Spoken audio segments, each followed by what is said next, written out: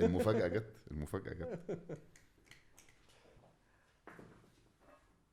لا ده شغل عالي كده حطيتها نمشي احنا. هات يا ولا. شفت المفاجأة؟ عارف ايه اللي جوه؟ طلبت انا، لا شكلها كده مفاجأة انا متوقعها. عارف ايه اللي جوه ولا مش عارف؟ حط هنا. افتح. للي بيسمعنا في الاوديو تشانلز، دخل لنا بوكس كبير جواه. انا فهد الدلاتي، مدير التنفيذي لشركه تيكو المالكه لكريف كيترينج وقهوه وويل ميد وجود فود.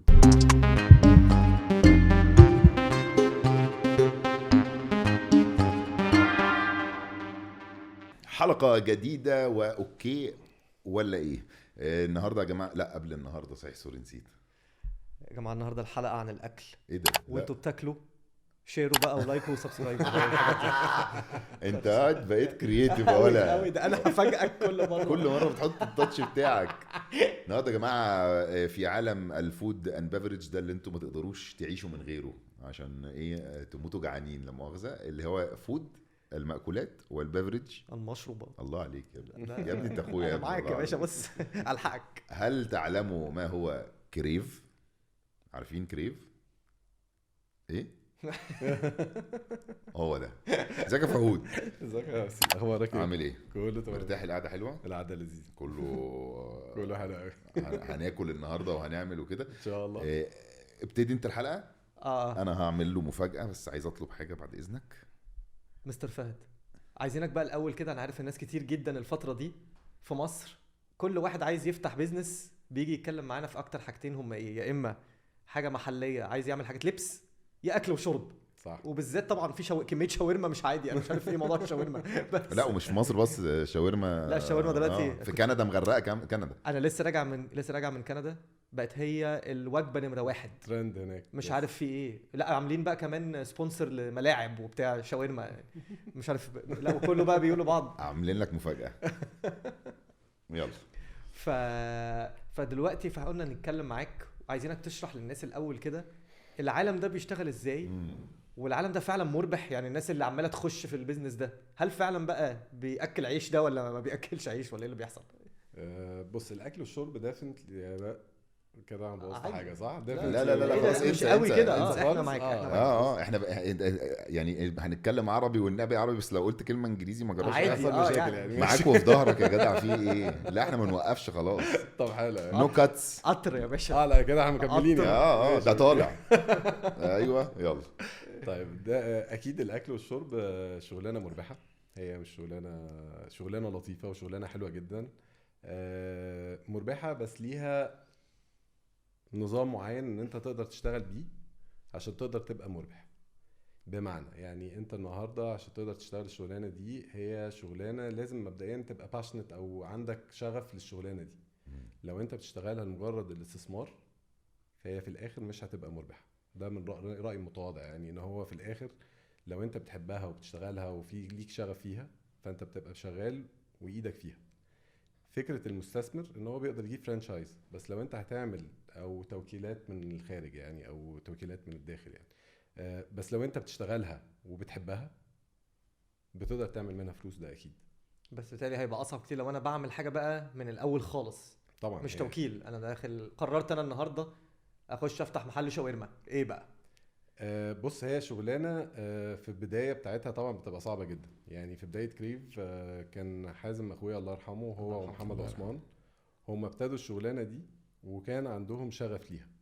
فهي ابتدت بشغف وابتدت بحب، وحازم كان بيعشق حاجه اسمها الاكل، فكان عنده كان اكيل. يعني واحنا صغيرين، يعني كان لما بابايا ومامتي يخرجوا كان هو اللي بيطبخ لي في البيت ويجرب عليا الاكلات والحاجات دي كلها. فكان عنده شغف ليها وكان بيحب الاكل طول عمره. فلما ابتداها فكان عنده القابليه ان هو يقعد يزق اكتر حاجه كويس. بالظبط. بس اكيد انا دايما بسمعه، يمكن ده بره، انا كنت عايش بره شويه، فكنت دايما بسمع ان اكتر من 90% من محلات الاكل والشرب اللي كانت بتفشل. هل ده نفس القصه في مصر ولا الموضوع هنا مختلف؟ ده حقيقي. في نسبة كبيرة بتبقى، ما اقدرش اقول لك نسبة معينة، بس في نسبة كبيرة ما بتنجحش، وعشان هي شغلانة demanding جدا، هي محتاجاك تبقى موجود فيها طول الوقت، ايدك فيها على طول، بتطور فيها طول ما انت شغال، عشان تقدر تسستين وتقدر تكمل الشغلانة وتقدر تكبر بيها. لو انت داخلها للربحية فقط، فقرا واحدا مش هتقدر تكمل بيها. البودكاست ده برعاية طلبات. لو لسه ما نزلتش طلبات، نزل الابليكيشن واستخدم الكود بودكاسترز X2 وليك خصم 100 جنيه على أول أوردرين. ايوه بس الشغلانه دي بالذات دايما حتى تلاقي في عالم التمثيل اي ممثل يقول لك يا ابني لازم تأمن نفسك، لان التمثيل ده اصله ملوش رجلين. ممكن تطلب في سنه في 6 افلام وبعد كده تقعد 6 سنين محدش يعبرك، تاخد مطوه في وشك فدايما بيقول لك امن نفسك. فبتبقى دايما اسهل حاجه او اكتر حاجه متعارف عليها ان دايما تلاقي الممثل بيعمل حاجاته وهتلاقي عنده كافيه صح، او مطعم او وات ايفر حاجه في عالم ده الاكل حقيقي. والشرب. هقول لك اكزامبل فده, يعني. فده معناه ان هو سهل. لا هي مش سهله، هقول لك ليه. عشان انا وانا صغير لما كنا بننزل نقعد مثلا في اي كافيه او نقعد في اي مكان، كان اول حاجه احنا واصحابي كده كنا قاعدين، اول حاجه نعملها ايه؟ ده المكان مليان. طب انا لو بدفع اكس باجي اشوف اعد العدد الناس الموجوده، ايه ده بيعمل رقم قد كده. بس لما بتدخل الشغلانه، هي تكلفه الشغلانه مش قليله جدا للدرجه دي، والربحيه اللي فيها مش زي ما انت بتتصور وتشوف المكان مليان. انت بيبقى عندك حاجه فيها ايجار، في مرتبات، في تكلفه خامه، في سبورت او في مكتب ورا شغال معاك. فالموضوع ده كله ايجارات، الكهرباء، الميه، الغاز، الحاجات دي كلها، فبتلاقي جزء كبير جدا من اللي انت شايفه مش حقيقي. طب ايه اكبر تكلفه؟ الشيف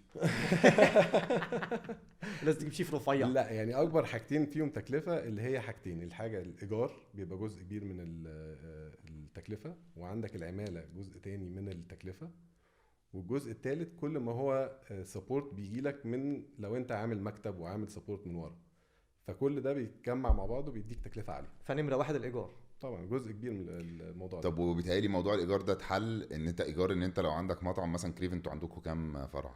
حاليا عندنا 10 في القاهره وواحد في اسكندريه، وعندنا 3 في الساحل. ما شاء الله، الله ما شاء الله. الله اكبر. ما شاء الله، الله اكبر. يعني احنا بودكاسترز بعد كده كريف ببلاش. طبعا طبعا. اظن ده اقل واجب. لا اكيد. والله نسيت السؤال عشان عارف ليه، عشان بقعد ارغي. انا لو ما ارغيش السؤال بيبقى حاضر. انت كنت رايح على ناحيه الكيترينج غالبا لا او الدليفري، لا الكلاود كيتشن. يا ابن اللعيب. لا رايح على اخويا بقى ولا جاي ايه؟ دلوقتي انت عشان تأجر 10 اماكن في القاهره وواحد في اسكندريه و3 في الساحل، دي فعلا فلوس كتير قوي، بالذات الساحل. انا اسمع ان ايجار في الصيف بسنتين في القاهره يعني. خلي بالك، هو ايجار الساحل مش هو المشكله، السكن بتاع الستاف. لا ما احنا داخلين في الساحل، في سيكشن ساحل، اصل طبعا، احنا داخلين ماشي. على الساحل دلوقتي وانا الساحل بيستفزني بصراحه، فاهم؟ لا اكيد. بس الكلاود كيتشن الا وهو الايه بقى، المطبخ السحابه السحابي. ده اللي هو يا جماعه بيبقى زي مطبخ في حته ما بتروحش تشتري منها، ما بتبقاش شايفها، ممكن تبقى في عماره، ممكن تبقى في مبنى، مطبخ مقفول. والمطبخ ده ممكن يعمل مش لمحل واحد، يعني ممكن يبقى بيعمل لكريف والمحلات تانية كتير، وبيبقى شغال على الدليفري، او بيبقى كمان شغال ان هو يودي المطاعم بتاعته، صح؟ فده بيوفر لك في ايجار عدد الاماكن المخيف، وده المفروض ان هو دلوقتي بقى الموضه، صح. فهل فعلا بيوفر التوفير ده؟ وانهي احسن؟ انت شايف انهي موديل احسن؟ بص كمبتدئ كلاود كيتشنز، المشكله بتاعتها بتبقى مش مشكله، يعني هو التشالنج بتاعته ان هو فعلا ايجار المكان بيبقى اقل، بس عندك السبند او الصرف اللي بتصرفه على التسويق بتاع البراند اللي انت عايز تعمله ده بيبقى عالي جدا، عقبال ما بتقدر تاخد ثقه العميل وانه يعرف البراند بتاعك ويجرب الاكل بتاعك. والنهارده في براندز كتير، فبيبقى السبند اللي انت كنت ممكن تصرفه او الصرف اللي ممكن تصرفه في الايجار انت بتصرفه في حته تانية خالص اسمها ماركتنج. ما فكرتش انا في ده عشان هو ما بيبقاش شايفك. بالظبط. مفيش محل بيخش يقعد على كرسي يطلب الاكل. بالظبط كده. فده التشالنج بتاعته، عشان كده بتلاقي كتير قوي من الكلاود كيتشنز اللي طلعت كتير قوي مش بيسرفايف، شويه بيسرفايف. هو بيسموها ان هو بيرنينج كاش، اللي هو زي بتحرق فلوس كتير قوي عشان تقدر تخلي الناس تجربه. فبتاند اب اوقات ان انت بتحط بروموشن او بتعمل ديسكاونتات او بتعمل حاجات زي كده عشان تخلي الناس تبتدي تجرب البراند بتاعك او المنتج بتاعك الجديد يعني. طب وقد ايه البلاتفورمز او الابلكيشنز او الحاجات دي بتساعد المحل سواء كان محل على الارض او كلاود كيتشن؟ لا بتساعدك جامد حسب البلاتفورم او البلاتفورم اللي انت هتشتغل عليه عن طريقه الدليفري بتاعك.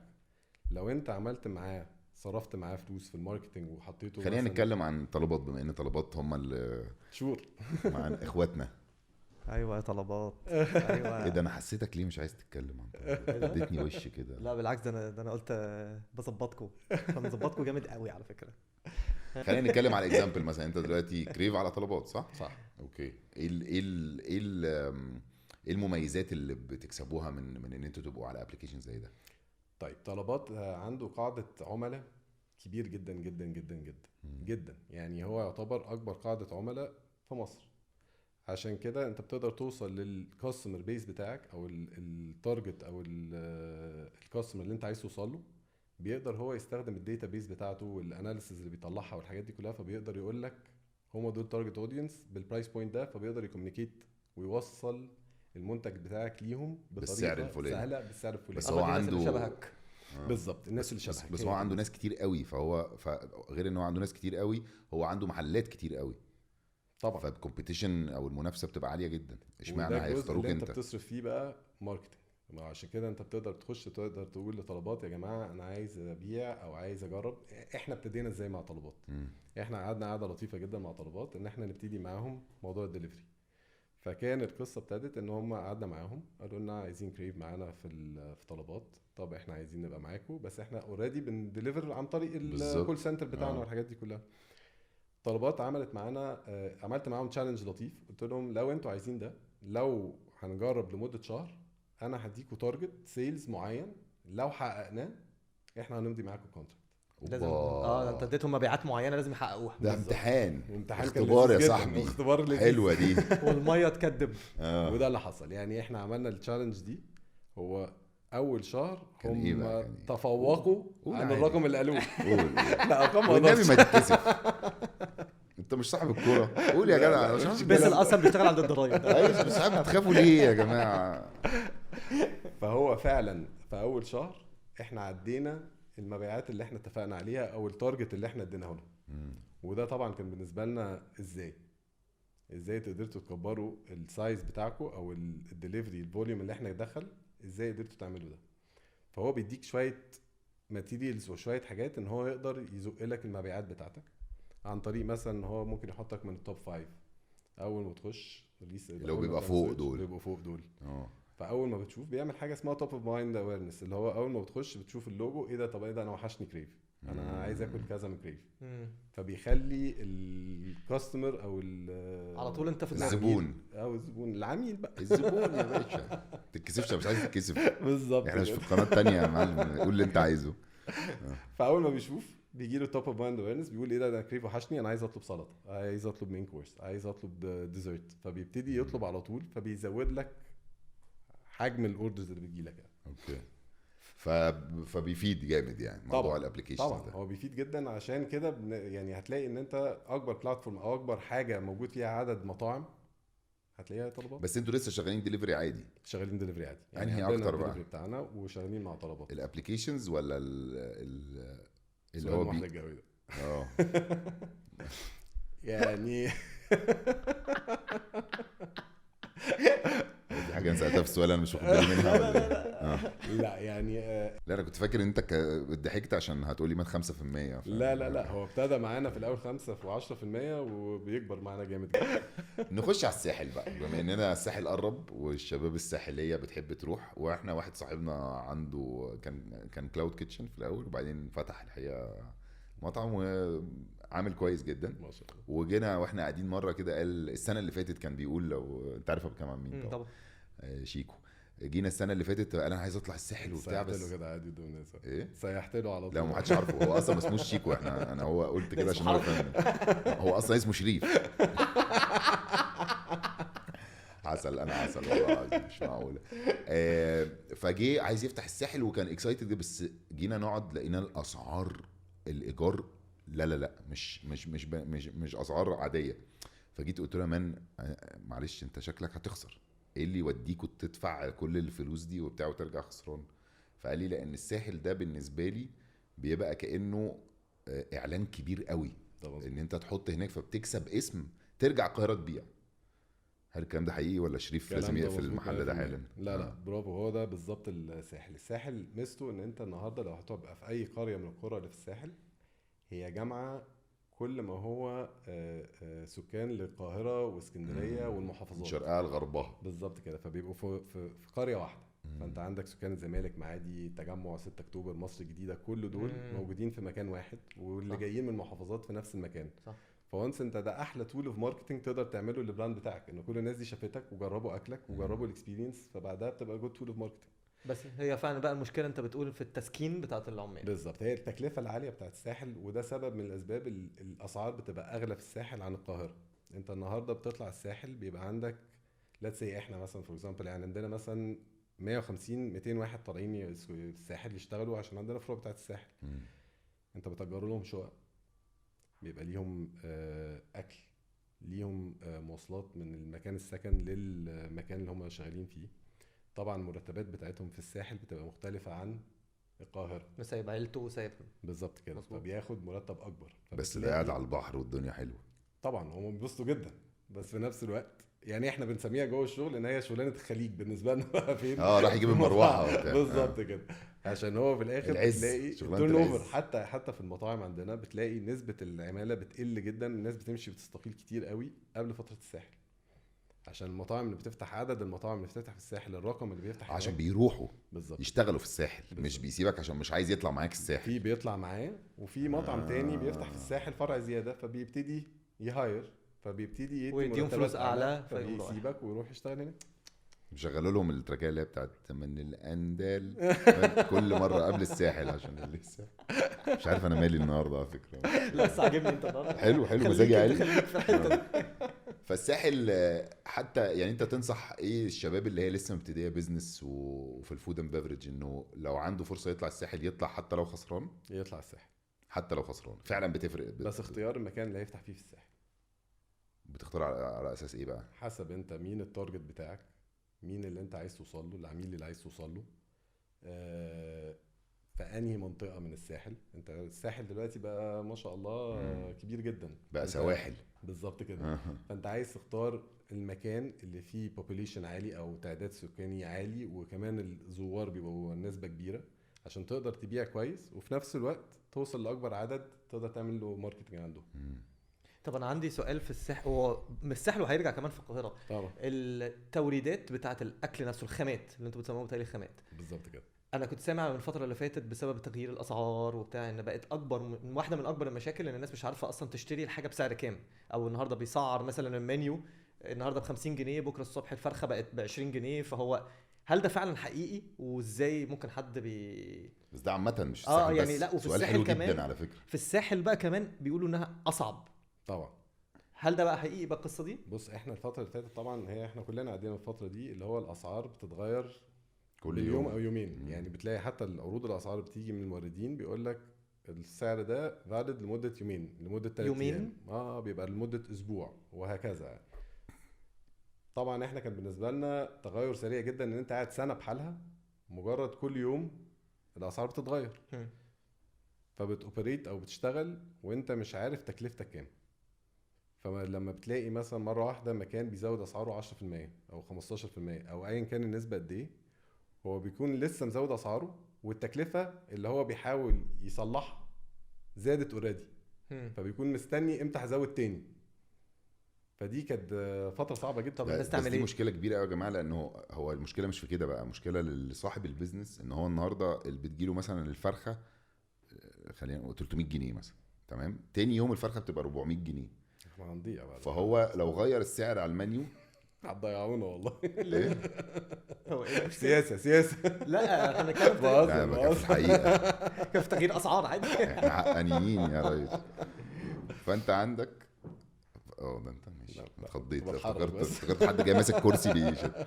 فانت عندك دلوقتي لا تسيل الفرخه ب 300 جنيه، وتاني يوم السبلاير او الراجل بيجي يقول لك هي بقت ب 400، فانت غصبا عنك هتقول له اوكي، انت ما عندكش طبعا. اصلا انك تقول له لا او بس المشكله الحقيقيه ان انت لو غيرت المنيو النهارده عشان سعر الفراخ عالي، لما يجي بعد بكره يقول لك ده بقت ب 450 انت وغيرت تاني للزبون، لا الزبون هيبهدلك. ده حقيقي.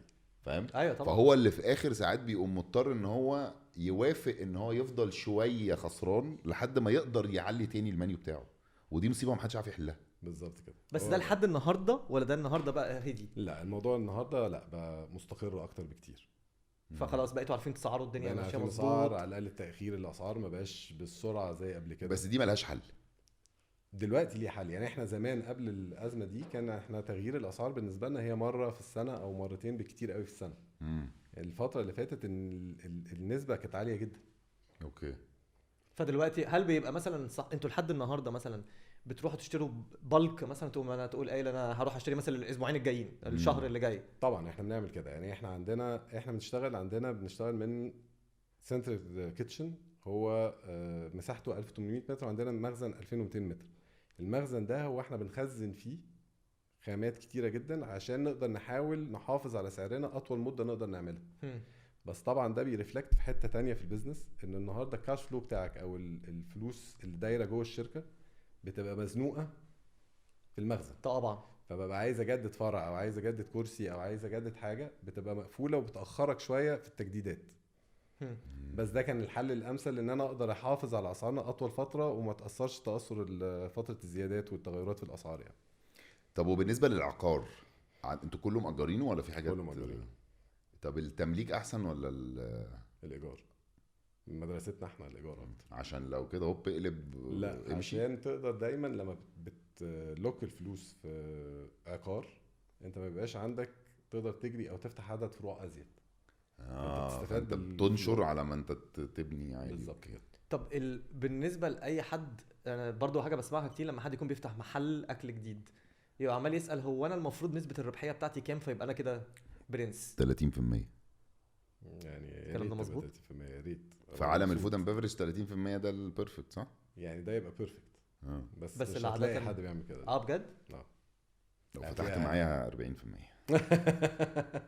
لا اقل اقل فعلا؟ اقل 15 رايه مثلا. حسب ال اقولها لك ايه، حسب الكاتيجوري اوف المطعم او المكان اللي هتسيرف منه والتارجت اللي انت عايز توصل له يعني. حسب انت مثلا بتبيع كتير وبتبيع ولا بالظبط. بتبيع قليل على سعر اعلى. بالظبط. يعني انا لو فتحت مطعم النهارده مش متواجد في اماكن كتيره قوي وعندي فرع واحد، اقدر ابرايس بطريقه اسعر ان انا ربحيتي تبقى عند 30%.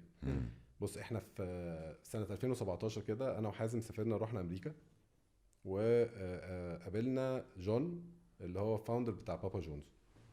قعدنا عنده في الهيد كوارترز بتاعته في امريكا وحضرنا وقابلناه وقعدنا نتكلم معاه وابتدينا نتكلم على البيزنس هناك وازاي هو كبر وازاي قدر يوصل للموضوع ده. وقعدنا كمان مع الراجل اللي هو فاوندر بتاع تكساس رود هاوس. اوكي. ده تشين عنده حوالي 3000 وحاجه مطعم او اكتر في امريكا بس. الراجل ده جه قال لنا اكزامبل لذيذ قوي. قال لك المطعم بتكسب فيه من اول فرع ل3 فروع، ومن 3 فروع ل7 فروع بتبتدي ربحيتك تروح، ومن 7 فروع لحد يعني توصل عند 7 فروع تبتدي تكسب كويس تاني، من 7 فروع لحد 11 فرع تبتدي تاني ما تكسبش، عند ال11 فرع ال11 تكسب. قلنا له ايه يعني ليه؟ وكان ساعتها احنا عندنا تقريبا 5 فروع او 6 فروع لكريبي يعني. فانتوا في الحته اللي فيهاش ربحيه دلوقتي. بالظبط. كنا ساعتها في الوقت ده عشان عايزين كده نفهم بتسالوا بقى. يا عيني بالظبط. احنا ايه هو ايه اللي احنا جرى؟ تمام يعني. احنا كنا بنكسب لما كنا غلابه. عشان كل ما بتكبر من مقاس سايز معين في البيزنس بتبتدي تبني ستراكشر في ظهر الشركه اكبر. فالتكلفه بتعلى جدا في السبورت اللي انت بتبنيه من ورا.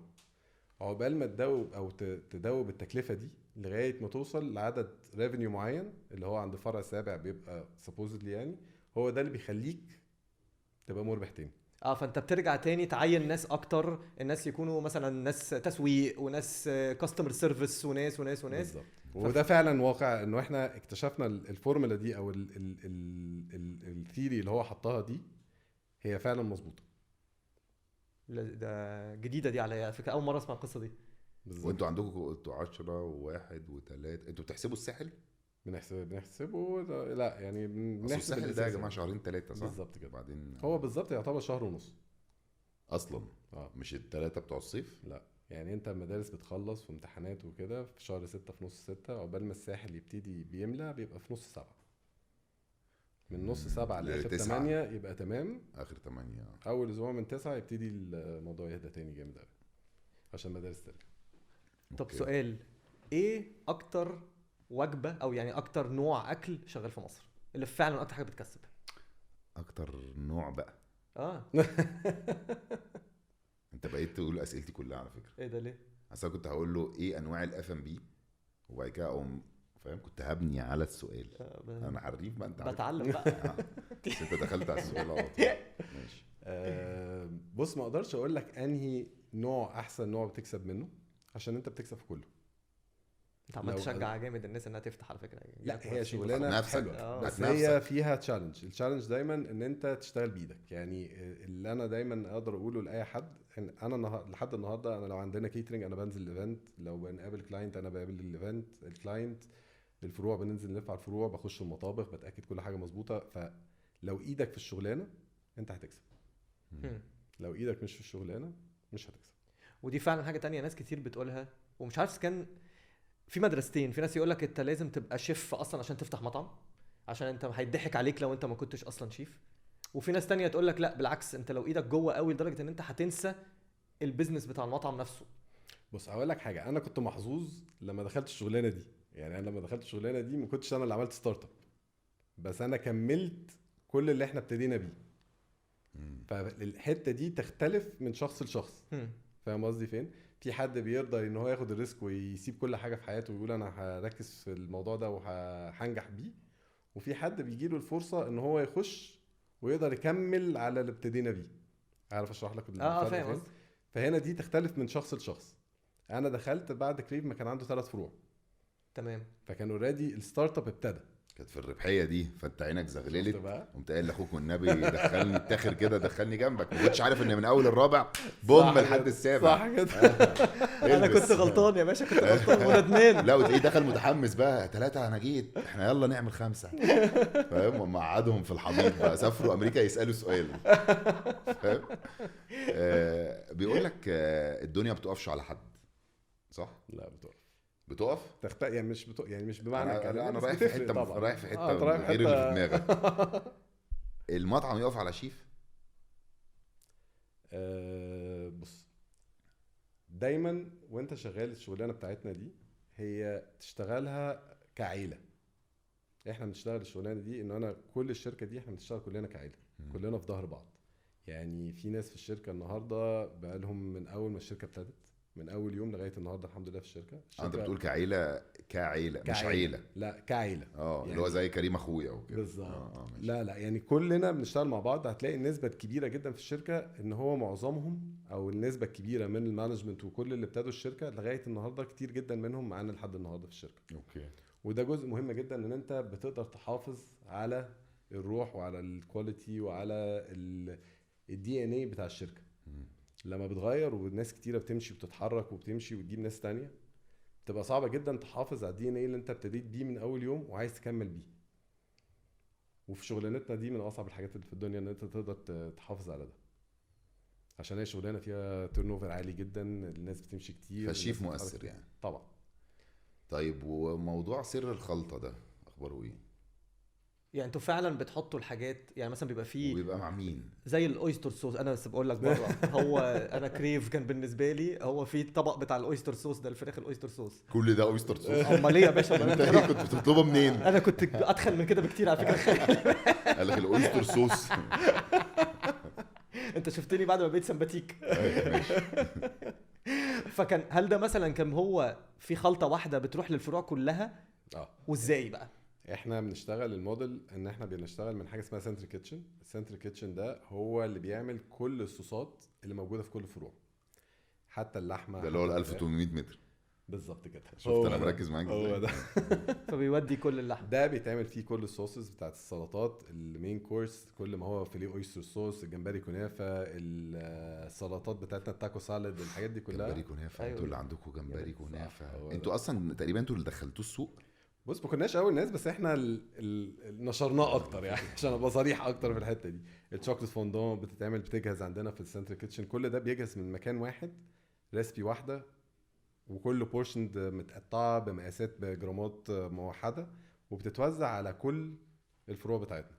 فالنهارده لما تاكل اويستر صوص في كريف مثلا ليتس سي 5A او ووتر واي، وتاكل كريف في اركان، هتلاقي معلش، الاثنين نفس الصوص. طب وفي الدليفري؟ المفاجأة جت الله،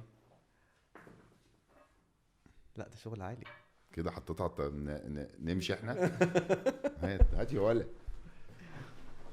شفت المفاجأة؟ عارف ايه اللي جوه؟ طلبت انا، لا شكلها كده مفاجأة انا متوقعها. عارف ايه اللي جوه ولا مش عارف؟ حط هنا، افتح.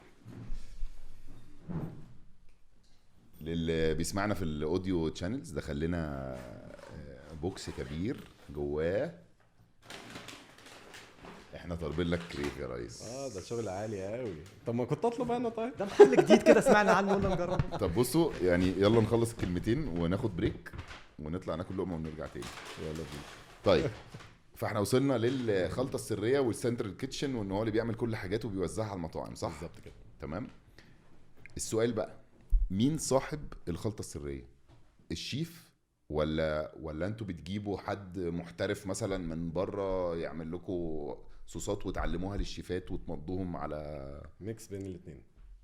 طب قول لي انتوا بتعملوا، انتوا عندكم احنا ايه؟ بنجيب شيف بيجي يعمل R&D او بيعمل التطوير بتاعنا في الصوصات او اي حاجه احنا هننزلها جديده، وعندنا الشيفs الاكزيكتيف شيفs بتوعنا هم اللي بيخشوا معاه. دول المصريين، دول اللي على الارض بقى، اللي في المطابخ بتاعتكم. بالظبط. وده بيبقى من بره وده بيبقى او من جوه بس حريف. بالظبط كده. اوكي. بيجي بيعمل الريسبي، وبعد ما بيخلص الريسبي احنا بناخد الريسبي دي وبنعملها تمشي مع التيست بادز او الطعم بتاعنا احنا. بس بيبقى فيه ذواقه؟ ايوه طبعا. ما تهزرش والله العظيم. والله العظيم. بياخد فلوس؟ لا ما بياخدش فلوس بس بيدوق. ما بياخدش فلوس للاسف. ما تهزرش. ده الذوق ده بيبقى شغلانه ولا انتوا ناس صحابكم يعني كده؟ لا ناس. انا قال لك بنعزم ناس كتير، قلت يا نهار اسود ده بيقول لك بنعزم مع حد تخين. قلت ايه ده، اكيد مش هيطلع يقول كده. بنقعد اول فتره ان احنا بننزل لمده شهر في مطاعم معينه بنجرب، وبننزل زباين معينه بتجرب الاكل وتدينا فيدباك بتاعهم، وونس ان احنا خدنا الاوكي هو ده يبقى زباين اللويال اللي هم بيجوا كتير. بالظبط كده. حلوه دي. فبتجيبهم يجربوا الحاجه اللي عملها الشيف المحترف عشان لو عجبتهم يعلمهم الاثنين مع بعض. طب وتاكد ازاي ان انت السر ده ما يطلعش؟ لا احنا عندنا بقى عندنا طريقتنا بقى الخاصه، عندنا ريسبيز وعندنا كتب كرببجوم ولا بتمسكوا عليهم وصولات؟ ايه اللي عندنا لا بتاعتنا؟ طب ما انت ما تقلقنيش. لا ما تقدرش يبقى عندك ريسبي مقفوله عندك يعني. ديفنتلي عندنا ناس هي شغاله جوه المطبخ وهي اللي بتجهز وهي اللي بتعمل كل ده، بس الريسبي الاولانيه بيبقى عندك بقى بتكتب الريسبي وبتعمل مانيولز وبتصور فيديوهات وبتعمل الكلام ده كله عشان دايما النو هاو يفضل عندك. عارف اوصلك صوره؟ ماشي، بس ايه اللي يمنع ان حد من الشيفات يقوم واخد لا ما تقدرش تمنعها. فبتحصل. طب وانت ليه بتقول له على سر الخلطه؟ عشان هو اللي بيطبخ. هو اللي بيطبخ. بس في ناس بتجيب خش هسأل السؤال ده. شيف انا اصلا كنت شيف زمان وكنت ذواقه كمان. في ناس بتجيب مثلا من الشيف الرئيسي اللي هم دافعين له فلوس ده، اللي هو كتير، اللي هو اللي عامل الموضوع، بيقوم عامل مثلا ليتس سي فراخ بانيه مثلا، وعامل بقسماط نفسه، بيبقى فيه خلطه معينه، فبيروح للشيف التاني يطبخه على ده على طول. صح. مش هو اللي بيعمل التركيبه من الاول. صح. ده لو هو عامل كله بتوابل او حاجات اللي هي تقدر تاخدها في اكياس. احنا كل الاكل بتاعنا فيه صوصات، فهي لازم الشيف بيطبخ كل حاجه فيها حاجات فريش وكل حاجه بتتعمل فريش. فما اقدرش اخد ان هو هديك يعني زي ما انت قلت البريدنج بتاع الفراخ بانيه او اي حاجه من الحاجات دي بقسماط ده كله، انت بيجيلك في كيس فبتعمل الفراخ على طول عليه. احنا كل اكلنا معظمه صوصز او في هنشوف هتشوف بقى دلوقتي. بقول لك ايه، هنطلع عندك حاجه على سر الخلطه؟ ما انا هساله بس لما نيجي بقى. طب هنطلع ناكل الكريف اللي جالنا من طلبات يا جماعه. سبونسر معانا بيحبونا. هنطلع ناكل لقمه هنيه تكفي 100. يلا بينا. وناكل الرجاله بتاعتنا برضو وهنرجع. بص انا هشوقك للي جاي. ها انتوا ايه علاقتكم بعالم التمثيل؟ السينما والمسلسلات. ده سؤال حلو. عشان انتوا غالبا ابن عمك منتج حاجه. ده مبهدلنا يا مان. بس لقمه هنيه وادونا 5 دقايق. اكلنا اللقمتين وزي ما انتوا شايفين موردين كلنا، حتى نور مورده قاعده بره. نرجع لموضوعنا، وهو بيتهيألي ده اسمه عالم، ما اظنش ان هو ده عالم الكيترينج، بيتهيألي ده عالم الواسطة او الجمدان. ايه علاقتكم بشركات الانتاج؟ انا بقالي 10 سنين ممثل، وبقالي 10 سنين باكل كريف كل يوم في التصوير. طب دي حاجه كويسه. تمام. وخلينا اشرح لكم حاجه سريعه. انت دايما في التصوير لما بتروح تصور مسلسل بيبقى عندك فيه بريك، تمام؟ البريك ده بيعدي واحد معاه لسته كده، بياخد كل واحد عايز ياكل ايه. فعلى حسب بقى الانتاج في حاجات بتبقى اساس، يعني بتختار منه، فبيجي يقول لك مثلا زازا بتاع الجمبري ومش عارف ايه بتاع ايه وايه بتاع ايه وكريف. دايما كريف موجوده في الليسته. حلو. او بيسيب لك الاختيار فتقول له طب انت ايه رايك عشان تبقى انت بقى بتمثل ومشغول كده، فيقول لك في كريف، وفي دايما كريف موجود. التصوير بيبقى لو مسلسل بيبقى في رينج 90 يوم، تمام؟ والفيلم بيبقى من 3 اسابيع ل 4-5 شهور انت بقى والفيلم بتاعك. فانت 90 يوم تصوير على 300-400 واحد في اللوكيشن. مش كله طبعا بياكل كريف، بس تقريبا كل الممثلين والمنتج والكرو بتاعه وكده. فانتوا ازاي عرفتوا تجيبوا لا هي جت السبوبه الجميله بصراحه دي؟ والله ما عملنا حاجه. هي جت كده يعني احنا فعلا عندنا بيجي لنا كتير قوي الانتاج بياخدوا اوردرات من كريف. حتى اوقات بروح فرع من فروع بلاقي اكياس الحمد لله كتير، فباجي اقول لهم الاوردرات دي متاخره، يقولوا لي الانتاج جايين. فبقول لهم انتاج ايه؟ بيعدي بالميكروباص بالظبط كده. فبيكون واخد لفه كبيره كده وبعد كده بياخد الاوردر ويطلع بيه على التصوير. لا يعني ما جاتش باي واسطه، ما جاتش باي حاجه، هي جت اورجانيك كده طبيعي الحمد لله. لا احكي لي بس، احكي لي. لا انا اشتغلت في ادفرتايزنج زمان، فكنت عارف الانتاج، فكان ده احلى لا، لحظه بالنسبه لي. لا اصل دي يا جماعه دي طب في سعر معين بتدوه خالص والله. لا خالص. لا لا لا كده انت بتبالغ. والله هي جت بس هو لا ولا أكيد. ديسكاونت ولا حاجه. ولا اصل أي لو حاجة. كده كانوا شافوا محلات تانية كمان، بالظبط. مش معنى كريف يعني. الناس بتحب كريف. حب الناس. حب طب الناس حب الحمد الناس. لله الحمد لله. لا هو في حاجه، لان هو ده مش طبيعي، لانه بجد كل الاوردرات بكل مسلسلاتها بكل حاجاتها في كريف، فهو اكيد في ديل. بص هو كريف كومفورت فود يعني، ممكن وبعدين يكون الحته ده اللي انت جزء بتقول منه. كله بيحب كريف دي نحط عليها فيولان واحده كمانجا كده. كله ايه رايك؟ بيحب دعايه كريف. جامده دي. لا بص هي يعني ممكن جزء انه كريف يعتبر كومفورت فود، يعني هو بيجي لك اكل معاك رز معاه خضار معاه بروتين الحاجات دي كلها. فممكن في الانتاج ممثلين وبيبقوا عايزين ياكلوا حاجه هوت ميل وفي نفس الوقت تبقى كومفورت، مش حاجه.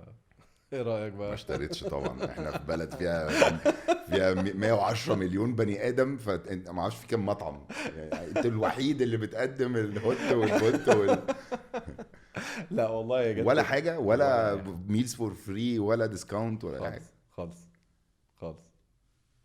هصدقك، بس الانتاج بس- بيحبونا فدي حاجه كويسه. بس هي غريبه جدا. لا في حاجه، لا الحمد لله. هبقى اسال استاذ جمال العدل في الحوار ده. طب بره كريف، بما ان الناس كلها بتحبكم في كريف، ليه بقى فجأة اشتريتوا قهوة؟ بص احنا جينا في 2017 كنا قاعدين نتكلم انترنالي جوه الشركه انا وحازم ومحمد وعثمان، وبنتكلم ان احنا عايزين نعمل براند جديد، ولا نشوف براند ناجح في الماركت ونقدر نخش معاه ونقدر نكبر. وكان ساعتها قهوه الحمد لله جروينج وترندنج وعامل شغل كويس جدا. وفي نفس الوقت شريف الفاوندر بتاع قهوه هو صديق وشخصيه جميله. فكانت الفورمولا بالنسبه لنا هو ده، بدل ما نبتدي نعمل براند جديد ونبتدي من الصفر، لا بالعكس احنا نقدر نخش نشارك شريف ونقدر نكبر بقهوه اكتر. مين وده كان مربح الفكرة. اكتر بقى؟ الحاجات اللي هي ستايل قهوة اللي هي فيها شيشة ومش عارف مين وكوفي شوب واكل وبتاع، ولا حاجة صرف اكل؟ بص قهوه مش ما فيهاش شيشه، هي قهوة ما فيهوش شيشة؟ أصلاً. لا لا اركن احنا بقى. مش فاكره ده اسمه اركن قهوة. بقى، احرجتنا. قهوة. ايه يا جماعه؟ قهوة يا جماعة. اركن بقى، ما فيهوش شيشة. احرجتنا والله. انا كنت بمتحنك على فكرة، انا عارف يا فعلا. ولد. لا قهوه بص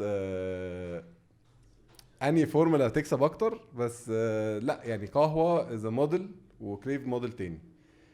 قهوه الموديل بتاعها مش مربح قوي عشان طب دخلتوا فيه ليه؟ دخلنا فيه عشان هو كونسبت خفيف. تقدر تجري بيه اسرع. كريف كموديل هو موديل كبير، يعني احنا المنيو بتاع كريف هو كبير جدا، المطبخ بتاعه كبير، الاوبريشن بتاعه صعب. قهوه موديل اخف، فتقدر بس الربحيه بتاعته اقل. بس لما تقدر تفتح عدد فروع ازيد بتقدر تعوض الربحيه في الحته. طب انا عندي سؤال معلش، كرجل اعمال مخضرم، ليه انا يعني انتوا طبعا لما دخلتوا قهوه، يعني خلينا الناس اللي شبهي هيقول لك ده معاهم فلوس زياده وعايزين تمام. انا لو معايا فلوس زياده او كسبت ربحيه معينه من شغلي اللي هو مطعم، ومطعم شغال الحمد لله وفي فروع كتير وكده، هل هو ده جاب اخره؟ ولا انت ليه لو معاك فلوس ما تكترش ما تكترش كريف فروع زيادة. تمام، وليه تخش في براند اصلا جديد من الصفر او مش من الصفر؟ لا هقول لك، كريف لسه احنا لسه فاتحين فرع جديد من شهرين تقريبا، اللي هو فتحناه في 5A، ولسه في فروع جديده هنقدر نفتحها.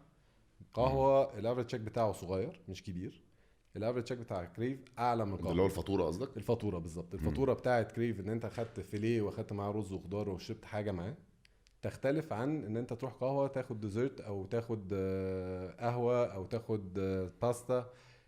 قهوه ما فيهوش هوت ميلز كتير، هو اكتر حاجات تشار، اللي هو بولا بارتس، بيبقى ساندوتش كبير فيه بانز كده مختار لازقين كلهم في بعض، فانت بتخش تقدر تشير زي الكلاب ساندوتش كده بالظبط، تقدر تشير مع حد قاعد معاك، تفتح بقك على الاخر عشان بيبظ من كل حته. هي دي بالظبط.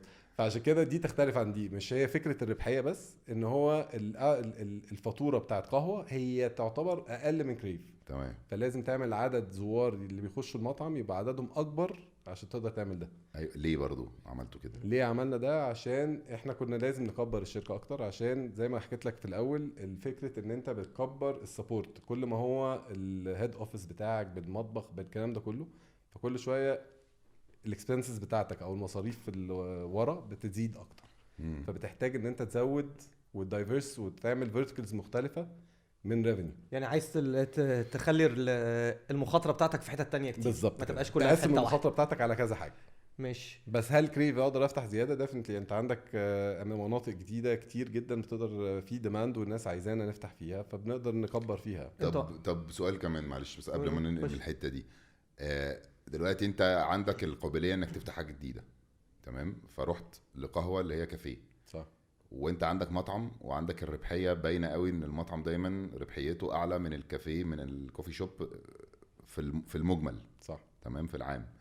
ليه ما تروحش تفتح مطعم تاني او تاكواير او تشتري مطعم تاني، بحيث ان تبقى عندك حتتين فيهم ربحيه عاليه، ولو واحد ضرب عندك التاني ينقذك؟ فكره قهوه ان هو اتس لايت داينر بليس، هو يعتبر مش كافيه قوي ككافيه، هو يعتبر مكان تقدر تروح الصبح تفطر توصل ولادها المدارس، بتقدر تروح تفطر في قهوه، لعبوا رياضه بتروح تفطر في قهوه، عايز تعمل ميتنج سريع هتقدر تقعد في قهوه، هتقدر تاخد كوفي وديزرت وتخلص ميتنج وتمشي. عايز تنزل انت واصحابك تقدر تقعد في قهوه، فبتبقى قاعده لطيفه. فانتوا دخلتوا في حته تانية خالص، بقيت بتجيب زباين جديده اصلا مش عندك. بالظبط كده. وميزتها كمان زي ما قلت لك ان هو بتقدر تجري تفتح عدد فروع اكتر بكتير. يعني هو النهارده عشان بيقدم شكل مختلف خالص. هو بيقدم، بس هو مش مقنع برضه ستيل. لو انا بزنس مان عندي دي ربحيه ودي ربحيه، وانا عندي فلوس اقدر اعمل، وعندي كمان النو هاو او عندي الخبره في عالم المطاعم، ليه ما اروحش افتح مطعم؟ انت كريف يعتبر ايه، انترناشونال كوزين؟ طب افتح ايطاليان. ما هو صححني وانا غلطان بقى، هو في الاخر عايز يكبر عدد الزباين بتوعه، وفي الاخر بيسوق لهم كريف وبيسوق لهم قهوه وبيسوق لهم اي حاجه تانية. فهو بالنسبه له انا احسن لي اروح اجيب حاجه في وقت من اليوم انا اصلا مش ببيع فيه، اللي هو زي وقت الفطار مثلا. بالظبط. فهو فجاه جاب الشباب اللي بتدور على الفطار، ويقدر دلوقتي يقول لهم ما تروحوا تاكل بالليل في كريف. صح كده ولا انا غلطان؟ شكرا. العفو على ايه، انا جاي معاك يا جماعه والله. برضه ما اقتنعش. لا مش بس انا بقى عايز كام في المية بقى من انا عايز بقى حاجه مش شاري. مفيش. مش شاري. لا الجزء الثاني اللي انا بقوله لك ان هو كونسبت خفيف. ممكن تقول لي لو قلت لي في الكوست، لو قلت لي في سعر المواد اللي انتوا بتستعملوها طبعا ان دي اقل بكتير، فبالتالي الربحيه واحده ولكن النسب واحده ولكن الربحيه اقل، اتفهم. الربحيه تاني، انت الكريف مثلا بيبتدي يشتغل بدايه من الساعه 2 2:30، تمام. بيقعد لحد الساعه الغدا يعني. بالظبط من الساعه 2:30 لغايه تقريبا 9:30 10. حلو. قهوه بتبتدي من 8 الصبح لغايه 12 بالليل. تمام. الانجل بتاعك اوسع من عدد الناس اللي بتقدر تخش لك الزوار، فبيبقى ما شغال فتره اطول. لو فتحت كونسبت تاني شبه كريف هيبقى هو نفس الكونسبت، انا شغال في نفس مواعيد الشغل ونفس كل حاجه. ايه المشكله؟ الحاجه الثالثه لا، ان هو اخف كاوبريشن، هو كمطبخ تشغيله سهل مش صعب زي كريف. فتقدر تفتح عدد فروع اسرع بكتير جدا وتقدر تكبر بيه اكتر، والديماند عليه مختلف. يعني انا النهارده اقدر افتح قهوه فاتح في الماظه سيتي سنتر مثلا او اي مول من المولز اللي احنا فاتحينها، واقدر افتح بيه ستريت لوكيشنز اي مكان في الشارع اقدر افتح فيه. عدد الزوار تقدر يبقى عدد كبير وخفيف، تكلفه تشطيبه مختلفه، كل حاجه فيه مختلفه عن كريف. الانترناشنال او المطاعم الكبيره بتبقى التكلفه بتاعتها عاليه جدا لما تيجي تشطب وتعمل السيت اب بتاعه. فده ككوست بتقدر تعمل يعني بالبزنس سايد، يعني الكاش فلو بتاعك بتقدر تفتح فرعين من قهوه قصاد واحد من كريف. لو ربحيته اقل هي بتجمع الاثنين مع بعض ربحيته تعدي كريف. ماشي. يعني انت من مدرسه لو انا جيت قلت لك ان انا عندي بيزنس بيشتغل ساعه في اليوم وبيعمل ربحيه اكتر من كريف، هتروح تختار قهوه برضو؟ اختار قهوه. لا حول ولا قوه. ماشي، دي مشكلتك بقى.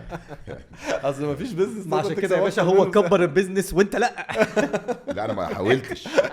انا لو حاولت انا بقول لك طب اعمل الدروب انتوا بقى حل عصير من 5 ل6، 6 و5 مالكش عصير يا معلم. هجيب لك صف واقف من اول صلاح سالم لاخره. اتفضل. انتوا كنتوا بتقول لنا بره كمان ان انتوا عندكم حاجات تانية صح. غير بقى كريف وقهوه. صح. عندكم ايه تاني؟ عندنا كريف كيترينج، وعندنا ريتيل براند كنا نزلناه وقت الكورونا. ابتدينا بحاجه اسمها جود فود، دي موجوده في سعودي. وبعد كده جينا السنه اللي فاتت نزلنا براند تاني اسمه ويل ميد، ده موجود على تي مارت وموجود في رويال هاوس. ده البراندز دي يعني ريتيل براندز دي عباره عن 4 كاتيجوريز. عندنا ريدي تو كوك، ريدي تو فراي، ريدي تو هيت، وريدي تو بيك. ماشي. بمعنى جاهز للخبز، جاهز للطبخ، جاهز للقلي، تسخين، وجاهز للتسخين. بالظبط. هما دول الاربعه. ده للعزاب بقى. بالظبط كده. يعني. او الستات اللي بتشتغل او الامهات اللي ما عندهاش وقت تطبخ، الحاجات دي كلها بتسهل لها الموضوع ده في البيت. يعني مثلا عندنا ورق عنب، عندنا كرومب، عندنا حواوشي، عندنا جمبري كنافه، عندنا كوردون بلو، عندنا سكالوب او فيل بارميجان، عندنا بيدي اللي هي بيدي دي عباره عن عجينه كده تركي بمحشيه جبنه. فعندنا شويه ايتمز مختلفه. ايوه شبه المركب. طب والله انا عارف بجد في بتاع مركب كده تركي. هي دي. هي دي. تلقطش. بس ما لقيتش انا بيدي. عندنا تقريبا من 10 ل 12 واحده من دول يعني. وده جزء احنا شايفين له بوتنشال عالي جدا في مصر يعني الفتره اللي جايه. انتوا شايفين له؟ انا ما شفتكش داخل علينا بحاجه عشان نشوف. لا ابعت لك. انت عرفت العنوان اهو. انا مش فاهم يعني. نطلبها برضو، ما نطلبها من طلبات تي مارت. لا كفايه كده. لا مش هنعمل اكتر من كده خلاص. كفايه لحد هنا وكفايه. خلاص ستوب. اشوفه احنا كده. اشوف الاخضر كده نغلي السنه الجايه. نور من ماشي. طب وايه اكتر واحد مربح في كل ده؟ اكبر ربحيه بتبقى في الكيترينج فعلا، وهي اصعب واحده فيهم فعلا. ده انا حسيت الكيترينج ده اسهل واحد. تعالى لي بقى على الكيترينج. بس قبل ما نخش على الكيترينج انا عايز اعرف انتوا بتسموا حاجات على اساس ايه؟ يعني انت جود فود، حلو، اكل جيد، وويل ايه؟ ويل ميد. وويل ميد معمول اتقان. ده غرور ولا لا ده ثقه ولا ده ايه؟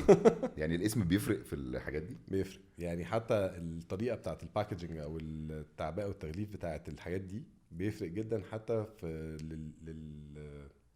للعميل وهو داخل السوبر ماركت، او حتى لما بيخش على الحاجات الديجيتال اللي يطلب اوردر اونلاين او حاجه زي كده بتخطف عينه على طول. الباكجينج، التغليف او التعبئه والتغليف، وده بيفرق في حتى لو جوه بيفرق جدا بجد طبعا.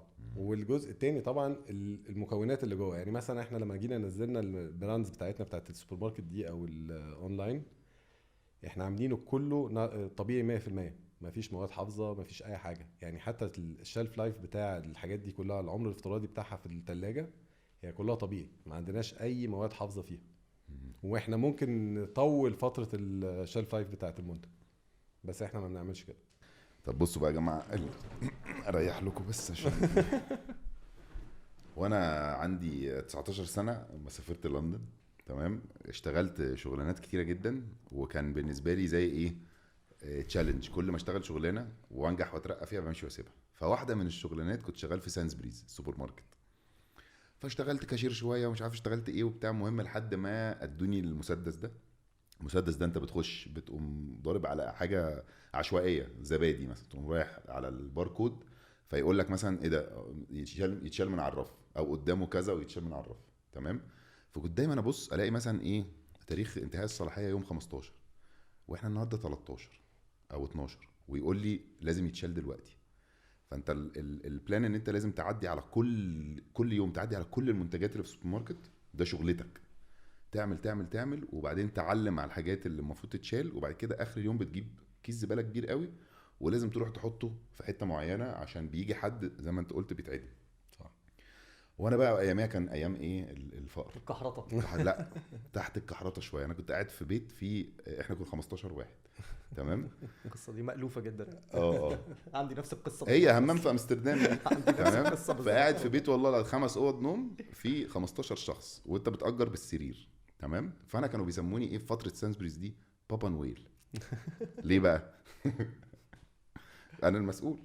اخد كيس زباله، اخد 2 واحد الم فيه كل حاجه، وواحد اقوم ايه، مختار الحاجات اللي هي الدوناتس والحاجات دي بتتشال تاني يوم، على يوميها بالليل لازم ترميها. واقوم جايب للعيال بتس بقى، فرزنه في دوناتس، في مش عارف ايه، اي حاجه، ولسه ناقص لها 3 ايام، وارجع يا باشا اقوم طالع مكمره. والله العظيم احط كيسين زباله عند الزباله، واقوم الكيس بتاعي معلم عليه، واقوم حاطه ايه ورا العربيات. اخلص الشيفت بتاعي واطلع من الباك دور، اقوم واخده زي بابا نويل كده ومروح على البيت. اول ما يشوفوني جاي 15 واحد يجوا باصحابهم بقى، افتح على ترابيزه السفره كيس زباله كبير قوي ومليان بقى اكل وحاجات. العيال دي قعدوا ما يدفعوش فلوس اكل لمده 6 شهور لحد ما اتقفشت الحقيقه. بقول لك ايه، نفس القصه دي بالظبط. بعد الجامعه رحنا امريكا، وكنا كلنا برضو بنشتغل كده برضو. كانت ايام تحت الكحرطه بشويه كده، وكنا 12 واحد قاعدين في برضو اوضه، شقه اوضتين، حلو. فواحد مننا، واحد من صحابنا فادي، كان بيشتغل في محل دوناتس. هم الدوناتس دول على فكره والله العظيم كتر خيرهم، وحد ربوا جيل. الدونات بتاخدها بتقعد معاك اسبوعين في البيت، في المحل لازم تترمي يوميها بالليل، صح؟ ولازم صح. يترمي. بس كمان بقى كان في حاجه، هي دي بقى كانت العيد، اما يكون لسه حاجه متسابه من الدوناتس بتاعت الفطار، اللي يكون لسه فيه البيض. ادي بقى، ادي بروتين. يا ابن الذين بيض بعد 12 ساعه الله يرحمك بقى في الثلاجه يا باشا، تعالى. هزر ولا ايه؟ احنا اسفين على هذا الفاصل الزباله. انت بس للاسف قاعد مع 2 ما كنتش متوقع كده طبعا، فاكرنا بقى. لا بس اشتغلت في امريكا برضو ببنزينه، طلعت وانا عندي 17 سنه. تاخد بنزين برضو؟ بنزين ما فيهوش ده، في تاريخ انتهاء. لا شغال في السوبر ماركت اللي جوه، فانا اللي كنت برص برضو الثلاجه. لا والله الناس اللي بره دي غلابه قوي والله العظيم. الواحد كان بيعمل منهم حاجات. نخش في الكيترينج. الكيترينج بقى اللي انا شايفه اليومين دول، ان فجاه ناس كتير قوي بقى يعملوا حركه الكيترينج، وتروح عند واحد من صحابك اللي عنده جنينه ده، عارف اللي هو الارضي بجنينه ده، تلاقيهم حاطين كراسي مش بتاعته وترابيزه مش بتاعته، وفجاه في ويتر وفي اكل وحاجات كده. ده يقول لك ده سيرفيس دلوقتي كيترينج، تخش تدفع على النفر كذا ويجي هو بالشيف بالويترز بكل حاجه. فانا حسيت ان الموضوع ده سهل. انت بتقول دلوقتي كيترينج اصعب حاجه. تخيل ان انت النهارده عندك مطعم، المطعم ده مطبخ موجود، الشيفات موجوده، الويترز موجودين، وانت بتسيرف على ناس موجوده اوريدي في المكان. الكيترينج احنا مثلا بنعمل حاجه اسمها ويتيلر ميك، يعني احنا بنفصل الايفنت حسب اللي انت عايزه واللي انت طالبه. فانت كل يوم بتفصل مطعم كامل جوه البيت اللي انت رايحه.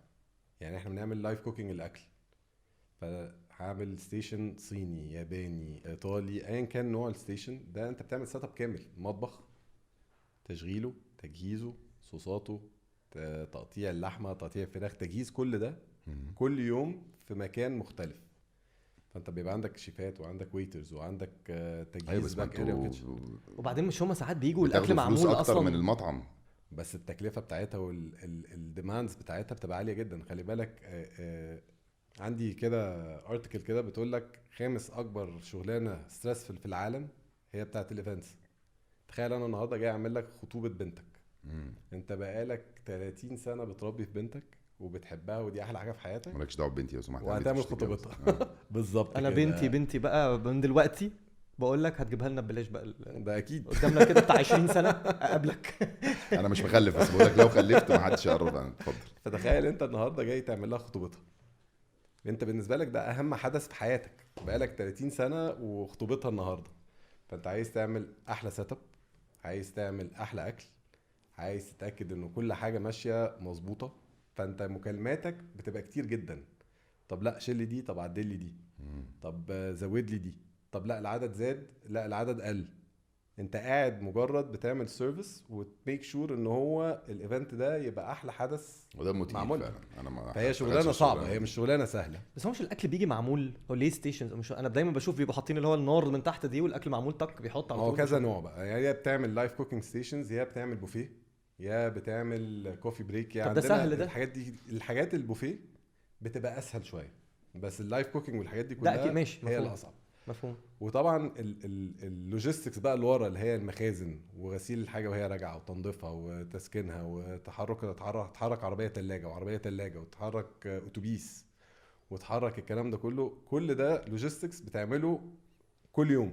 لا انا تعبت من الكلام في الحوار. فهي شغلانه مختلفه. يعني المطعم هو مكان موجود بتبعت الاكل على طول جاهز، الشيفات بتجهز الحاجه، السيرفيس بيعمل السيرفيس وخلاص في مكانك. الناحيه التانية انت بتروح من بدري قبل الايفنت بساعتين 3، بتعمل المكان، بتجهز المكان وبتقدم الخدمه، وبعد كده بتخلص بتقفل وتاخد الحاجات دي كلها ترجع بيها لمخازن.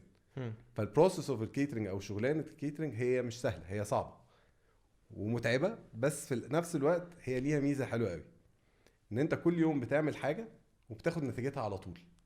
فلوس على طول وقت مش فلوس، ما نتيجتها مبقاش مادي بقى. المعنوي.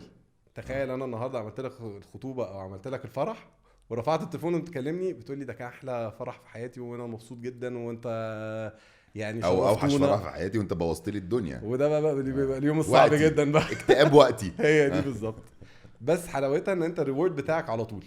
هم. يعني انا لما جيت ادخل الشركه، لما قعدت مع حازم ومحمد الله يرحمه، حازم الله يرحمه وانا اسف، الله يرحمه. لما قعدت معاهم قالوا لي انت احنا عندنا كريف وعندنا كيترينج، تحب تشتغل ايه؟ وكنا بندير قاعه مؤتمرات في القريه الذكيه في الوقت ده. فقلت له كيترينج. قال لي ليه؟ قلت له عشان انا بتحرك كتير وبحب ما بحبش اقعد على مكتب يعني. فقال لي انت خدت اصعب واحده فيهم.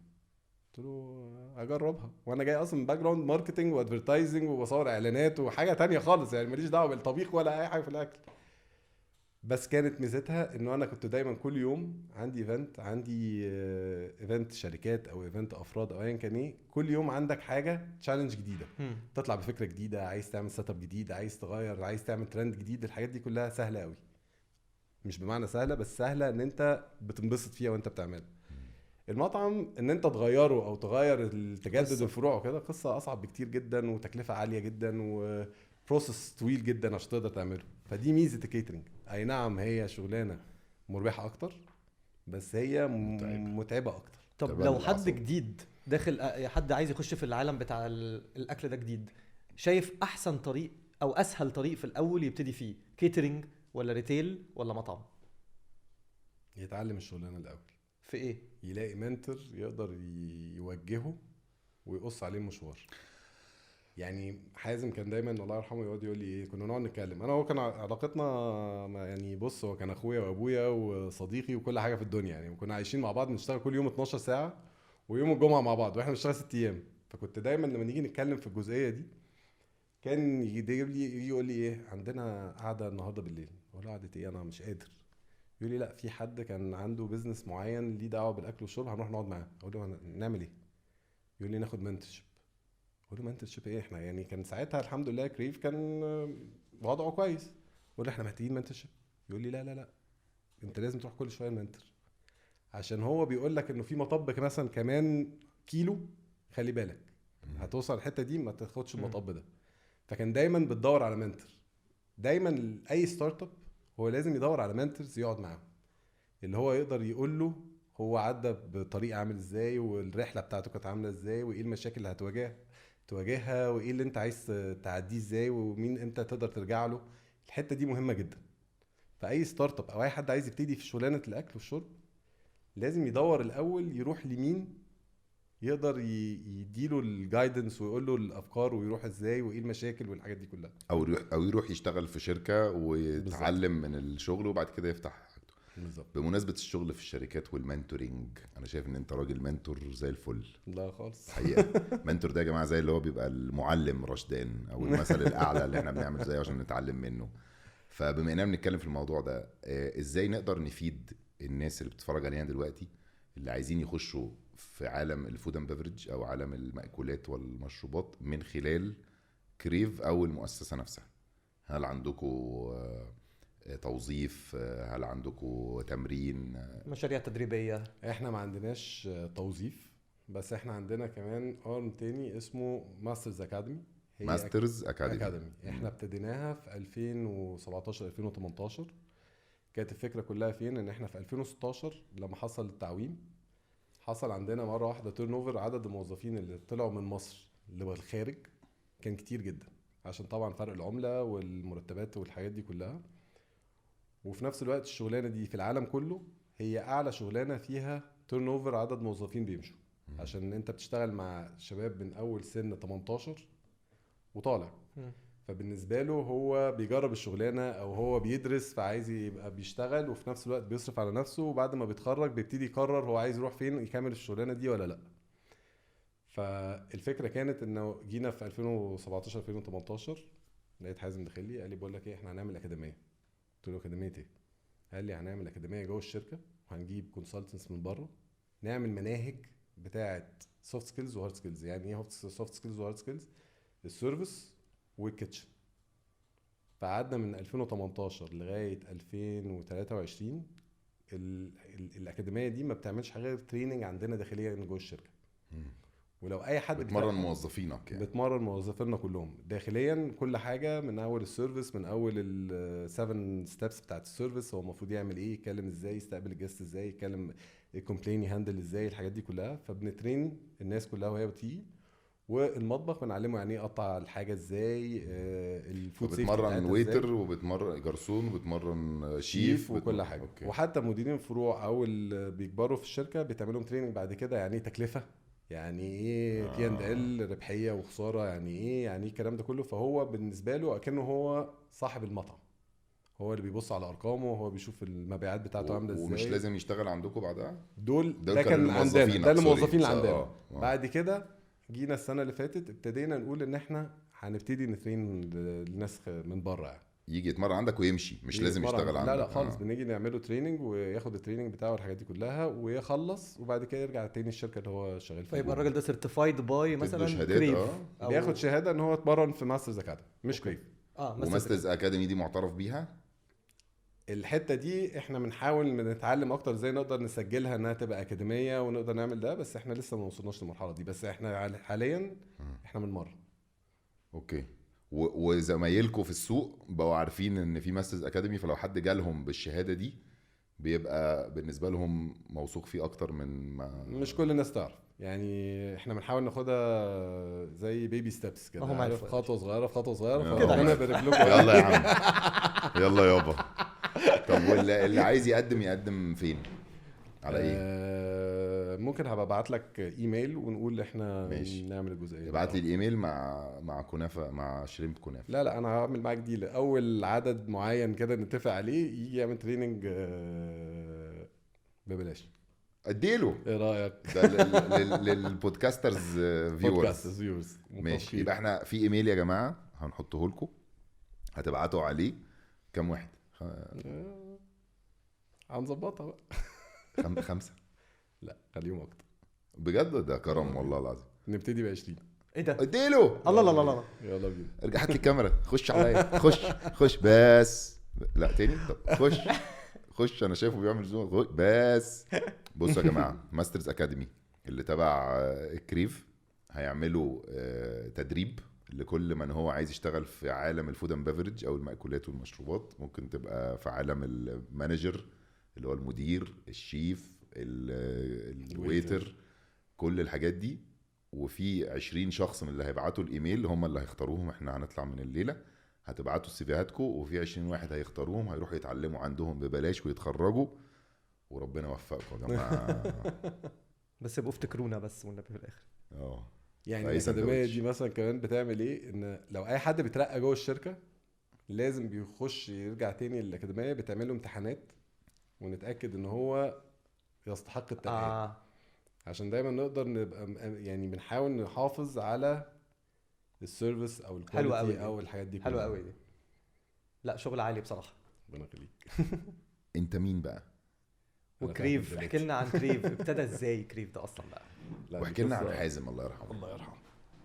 دي يعني عشان انا سمعت قاعدة عن حازم كلام جميل قوي. الله يرحمه. حازم اخوك. حازم اخويا. حازم اخويا. كريف ابتدت بحازم ومحمد عثمان. حازم اخويا، وزي ما قلت هو اخويا وصديقي وبابايا وكل حاجه في الدنيا. احنا كان عندنا علاقه بيننا وبين بعض كاخويه، يعني الحمد لله كانت حاجه جميله وما تتعوضش. وكان هو المنتور بتاعي، جزء من المنتورشيب كتيره قوي فيها. وابتدى الاول هو محمد عثمان. حازم كان اشتغل في سينزريز باي ذا واي، يعني في برضو؟ مصر. ايوه. حازم كان في الجامعه في ثالثه جامعه. انا اخويا اسمه حازم على فكره. بجد والله. حازم ابتدى في ثالثه جامعه في سينزريز وهو في الجامعه، واشتغل هناك اول لحد رابعه جامعه. وهو جاي يتخرج كان وصل ان هو كان مدير مشتريات سينزبريز مصر. وابتدى مدير فرع، بعد كده مدير منطقه، بعد كده مشتريات، وكان ماسك المشتريات والحاجات دي كلها. وبعد كده سينزبريز قفل في مصر، وابتدى عمل شركه توريدات، وابتدى يورد. كان ساعتها الفنادق، وابتدى يورد حاجات للفنادق والكلام ده كله. وبعد كده جه قال الباشن بتاعه من هو صغير كان الاكل والبيزنس ان جنرال يعني. ومحمد عثمان كان البيست فريند بتاعه من هما في صغيرين، وقعدوا مع بعض قالوا طب يلا بينا نعمل حاجه. وابتدت في كونسبت اسمه زومبي. كان ابتدى في الساحل الشمالي في مارينا 5. كانت مارينا 5 لسه ما فيهاش ناس كتير، وابتدى الموضوع هناك. وسبحان الله المكان ده اشتغل كويس جدا. وكانت الفكره كلها انه محمد كان عنده اوريدي فاونديشن حاجه ليها دعوه بالاف ام بي يعني. وبس ابتدت الموضوع من هناك. كان ابتدى بزومبي، بعد كده كان حاجه اسمها سكاي لاونج، بعد كده حاجه اسمها فيلفت لاونج، و 2004 فتحوا حاجه اسمها كريف. كانت في الزمالك في مكان اوريدي كان موجود. كده احنا 20 سنه كده، 20 اولموست 20 سنه يعني. السنه جايه تقريبا 20 سنه. صوم طيبين. بس ابتدى بكريف الزمالك، بعد كده بقى كان في كريف معادي، بعد كده تيفيدي. و جه في 2008 لقيت حازم بيكلمني في التليفون. انا كنت بقى ساعتها اتخرجت، اشتغلت ميديا، وبعد كده اشتغلت ادفرتايزنج، كنت بصور اعلانات بقى كنت بشتغل مع الانتاج كتير. و بعد كده رحت من كلاينت من الايجنسي للكلاينت سايد. كنت براند مانجر كي اف سي، كنت مدير التسويق براند كي اف سي. ولقيته بيكلمني في التليفون بيقول لي عايز اقعد معاك. قلت له خير. قال لي تعالى لي البيت مع بابايا، عشان بابايا كان راجل قوي كده. قال لي هنقعد معاه عشان نتكلم قدام بابايا، عشان يبقى الموضوع ايه قدامه يعني. قلت له طيب خير في ايه؟ قال لي تعالى بس نقعد نتكلم. ايه القلق ده؟ كان قلق جدا بقى. وانا رايح اتكلم في ايه وهنعمل ايه. فلقيته بيقول لي بص انا عايزك تيجي معانا في الشركه. فقلت له اجي اعمل ايه؟ قال لي هتيجي معانا، هتخش شريك في الشركه ونبقى مع بعض. وده كان دايما طول عمره حلم ان انا وهو نبقى بنعمل حاجه مع بعض، او ابقى معاه، او وات ايفر هي كانت فين. بس هو كان بالنسبه لي كده طبعا جاهزه. طبعا ما دخلتش بقى في ففي 2008 دخلت، ولقيته بعد ما خلصنا القعده قال لي طب انزل اقعد قابل عثمان. قلت له قابل محمد ليه؟ قال لي هو هيتكلم معاك وبتاع كده. وقعدت مع عثمان، اتفقنا يلا بينا. رحت قدمت استقالتي في امريكانا. لقيت بقى مديري بيكلمني بيقول لي لا مش هتمشي. قلت له ايه؟ مش عارف لي هتطلع تمسك حاجه تانية في بره مصر. قلت له لا انا خلاص يعني هخش فاميلي بيزنس وهتوكل على الله يعني. وابتدت الموضوع من هناك. فكان ساعتها البدايه انت كيترينج ولا مطاعم ولا قاعه مؤتمرات. قلت له كيترينج. ومن هنا ابتدت القصه بتاعتي انا مع حازم او مع تيكو يعني او عثمان يعني. ومن هنا بقى الجيرني ابتدت يعني. طب وامتى حصل يعني انا واخد بالي ان طبعا الموضوع قاعد يكبر واحده واحده، او كريف كمؤسسه كلها قاعده تكبر واحده واحده. امتى حصل البوم؟ لو في دايما بيبقى في كل بيزنس كده حاجه معينه حصلت، او ديل معين حصل فجاه تلاقي فجاه بيزنس كبر. حصل ده كده مع كده في كريف؟ بص هقولها لك. هي الموضوع ابتدى انه كان خلي بالك انا كنت جاي من باك جراوند ماركتنج وادفرتايزنج مش بتاع اكل وشرب. مسكت KFC شويه، بس في الاخر انا ما كنتش في الشغلانه دي يعني. فانا وحازم قعدنا في مكتب لحد اولموست، انا دلوقتي بقالي تقريبا في الشركه بقالي مثلا او بارتنر في الشركه او whatever من 2008 لغايه 2024. فانت بتتكلم اولموست 16 سنه. قعدت انا وحازم في مكتب واحد اولموست 10 سنين. انا وهو مكتب اوضه واحده، هو مكتبه هنا وانا مكتبي هنا. كنت اقعد اخش المكتب بقى اقول له حازم لا لا لا لا ما ينفعش انا وانت نبقى في مكتب واحد يعني خلاص يعني انا بقيت فاهم شغلي وبقيت عارف حاجتي. فكان يقول لي لا احنا هنقعد مع بعض وتسمعني وانا اسمعك عشان دايما نبقى الايند ونعرف نتكلم نفس اللغه ونتكلم نفس البيهيفير وبنعمل كل حاجه مع بعض عشان دايما نبقى مع بعض. فقعدنا نعمل الموضوع ده الفتره في الاول دي. وبصراحه دي كانت احلى منتورشيب حضرتها في حياتي. خلي بالك لما بتشتغل في كوربريتس او بتشتغل في شركات كبيره، شركات مختلفه، الورك انفايرمنت بيبقى مختلف. فهو علمني يعني ايه ورك انفايرمنت، علمني يعني ايه كود اوف اثكس في البيزنس، يعني ايه اتعامل مع سبلايرز، يعني ايه اتعامل مع التيم بتاعنا، ازاي اتعامل مع مولز، ازاي اتعامل كلمتي تبقى واحده ازاي. الحاجات دي كلها اتعلمتها ثرو القعده في مكتب واحد. يعني هي في الاخر ما كانش منتورشيب اللي هو انت هتعمل دي وهتعملها بالطريقه الفلانيه، لا كنا دايما بنقعد نتكلم مع بعض ونتناقش مع بعض. فده كان جزء كبير جدا من الليرنينج كيرف اللي انا اتعلمته او الرحله اللي احنا عملناها مع بعض يعني. وبعد كده ابتدى كريف زي ما قلنا لحد لما انا دخلت كانوا 3 فروع. ابتدى كريف يكبر وبعد كده دخلنا حاجه اسمها انديفر كده في 2013. انديفر كلموني عايزينكم تخشوا معانا. انديفر دي هي NGO موجوده في العالم كله، غير ربحيه، شركه غير ربحيه. وهي شركه بتختار كل السمول والميديوم الشركات الصغيره والمتوسطه ويخشوا يعملوا الموضوع ده يعني. فجيت في 2013 قلت له انديفر نقعد معاهم وكده. موضوع ايه؟ كنت لسه هسأل ان احنا سوري موضوع ايه؟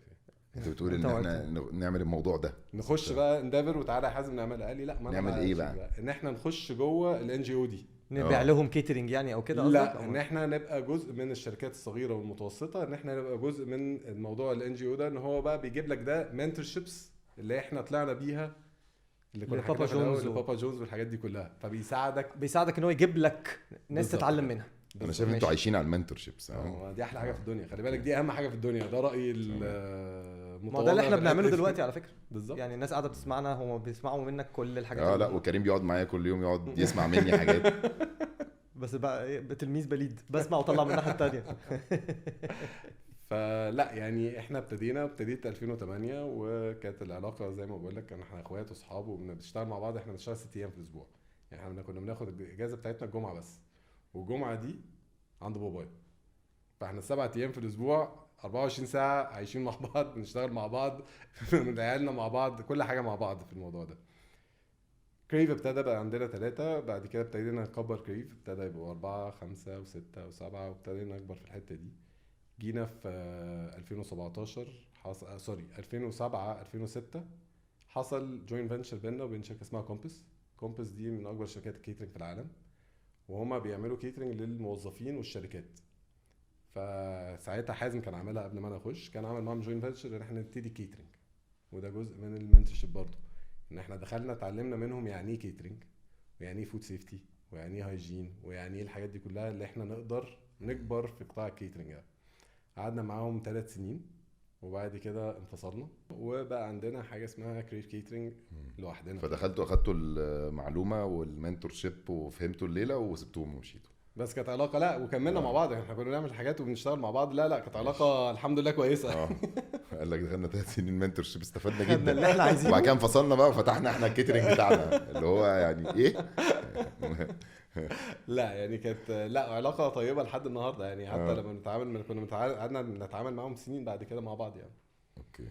بس فدخلتوا في الكيترينج، ومن هنا الكيترينج هو اللي كبر البيزنس قوي. الاثنين كريف كان بيكبر والكيترينج بيكبر مع بعض. أوكي. يعني الاثنين كانوا بيليفرج على بعض. يعني النهارده اعرف كريف مطعم فبقيت اعمل كيترينج، بس كانت فيري يعني تشالنجينج جدا ان انت النهارده كان لما ابتدى كيترينج ان انت تيجي تقول انا هعمل كيترينج مع كريف.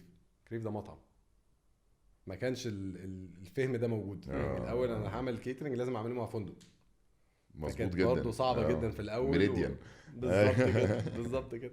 فابتدى الموضوع ان هو نغير الفكر ده، اخد مننا وقت وسنين لحد ما الموضوع ابتدى يبقى الناس مقبول. متعارف عليه بالظبط. وعادي ومفيش مشكله. طب دي قصه لا طويله. هي قصه طويله قوي. يعني لو انا قعدت ارغي في الموضوع ده ممكن اقعد معاك كتير لا قوي. بس قصه جميله. هو ايه قيمه الشركه دلوقتي او الايفالويشن؟ لا ما فيش evaluation. ناوي تشتري؟ هو بقول لك بيشتغل تبع الضرايب. لو لقيت بتوع الاموال العامه جايين لك ما تتخضش. انا مش فاهم الناس الحاجات دي يا جماعه بنلاقيها على جوجل. لا ما فيش تقييم، مش هتلاقيه على جوجل. ما انت قول لي، ما انا جايبك ليه؟ لا لو هتشتري انا موافق اقول لك. طب هشتري. ماشي. احنا كنا هندور لك على مشتري كتير. بس ماشي. كتير. نورتنا يا مسيو فهد والله. لا انا مبسوط ان انا جيت بجد، وافحمتنا وافدتنا. وما تنسوش يا جماعه ال20 شخص اللي هيروحوا تريننج ببلاش ياخدوا شهاده الماستر اكاديمي. شفت انا والله العظيم هاجي اشتغل معاك. يلا نروح ناكل شويه كريف تاني. يلا بينا.